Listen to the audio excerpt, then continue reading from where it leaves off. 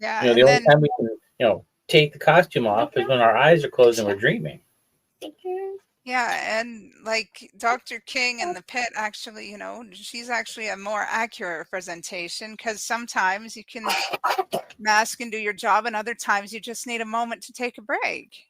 And that's a little better, but it would be so much better if somebody with a neurodivergency actually played a neurodivergent character on TV. And that's the thing. Like there have been times because, you know, when I was in law enforcement, I just recently retired from the fire service in February.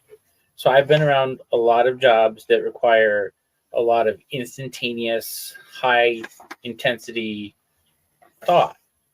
And I'm lucky that with the adrenaline allowed my brain and my body to perform at the same speed.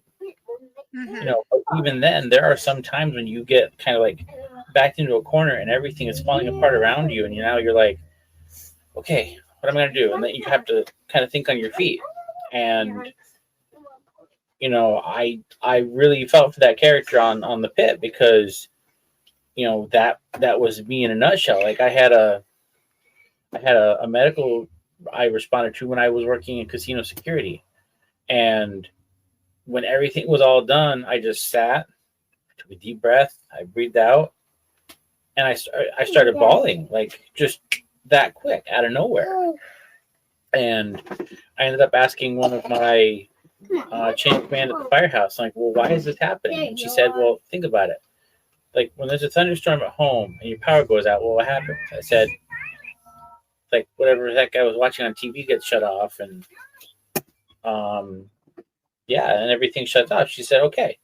And then when the thunderstorm's done and you pop the breaker, what happens? I said, like my TV and the surround sound and everything else comes flying back on, and it's all noisy and loud. She said, so think about that. Like your body naturally shut off all of its emotions to deal with this one thing. You're Yeah, done. and the brain You're dealing usually. with it. You've popped the breaker, and everything that was left on before the breaker shut off comes back on at the same time.